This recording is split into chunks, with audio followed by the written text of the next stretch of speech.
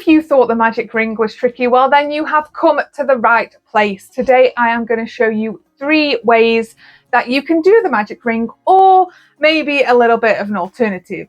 And trust me when I say the 3rd way is the easiest way yet. So let's get into those magic rings or magic ring alternatives. So the very first way that I am going to show you how to do a magic ring is the method that I adopt myself on a daily basis. Now, this can be a little bit tricky for some people, but if you practice, I am definitely confident that you will get to grips with this style of magic ring. The first thing that we are going to do is you are going to unravel your yarn a little bit from your ball, and then just pop it over your first 2 fingers like so. Then what you want to do is wrap your yarn around your fingers, so going away from you and coming towards you. And when you get to the first piece of yarn, you want to cross over and pinch in the middle. That is the very first step. Now flip your fingers over and keep a hold of that yarn and bring it here. And then what I like to do is like to pinch it with this finger here, and this gives you 2 pieces of yarn on your fingers. This is where we start to get a little bit fiddly and tricky. So we are going to bring our hook underneath the first piece of yarn and over the top of the second piece of yarn, and then we are going to grab that second piece and bring it down underneath the first piece. It gets even trickier still, so I do really appreciate how this is the trickiest method to learn.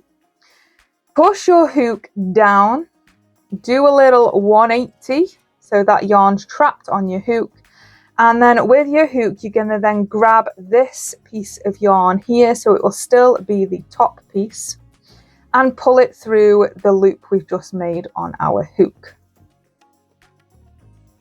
The fiddly, and I'm filming so it makes it even trickier.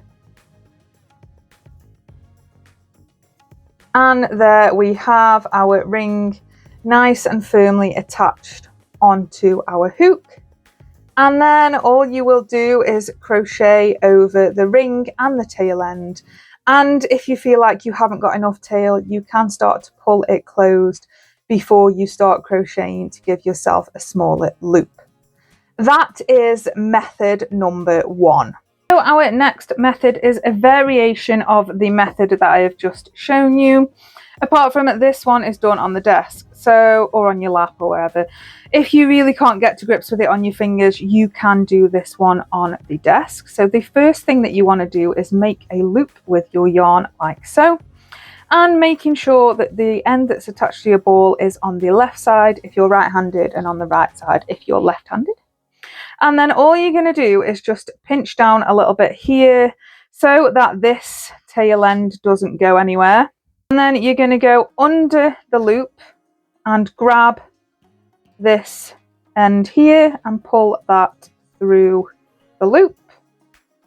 And then again, grab the ball end of your yarn and pull through that loop. And then what you're going to do when you're at that point is you are going to want to slip stitch. And that is just going to tie off your ring really nicely.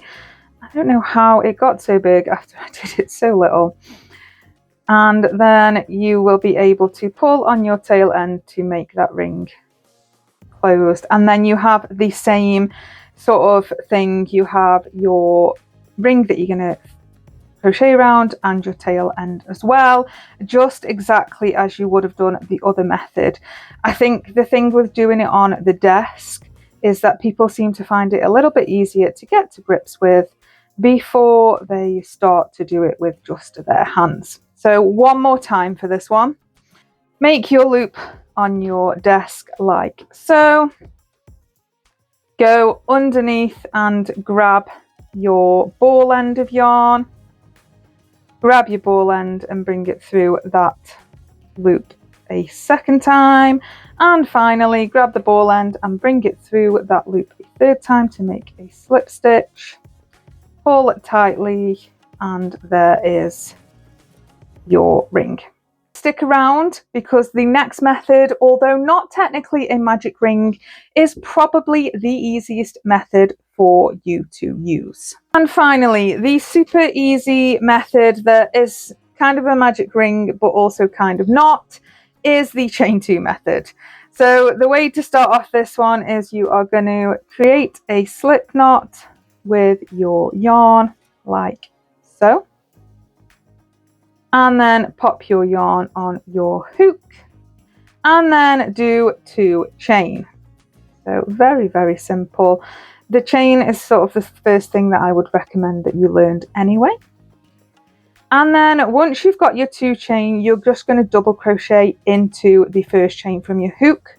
But also what you want to bear in mind is this tail end here, you also want to double crochet over that. And the reason for this is because when you have your hole at the end, which you will inevitably have with this method, if you pull tightly once you've double crocheted over the tail, it should close it a little bit for you, just to give that neater ring. So I'm going to pop 6 stitches in here, and what you have here is you can see there is a little tiny hole. If you pull on that tail, it should close that hole, which it has, and that is a really easy alternative to the magic ring. Just bear in mind when you're crocheting, you will need to crochet over the tail of that slip knot as well, so that you can pull that hole in the middle really, really tight. And that, my friends, is your 3 magic ring tutorials. So let me know in the comments, 1, is there one of those methods that you use already? 2, has this been a little bit of a clearer way for you to see how to do the magic ring? And 3, which one of these are you going to try? Now, as I make amigurumi by trade, I stick with the first method because it pulls that hole really, really tightly at the beginning of your amigurumi. But if you're just starting out and you want to make amigurumi and you want to bypass the magic ring, then the 3rd method is definitely the one for you.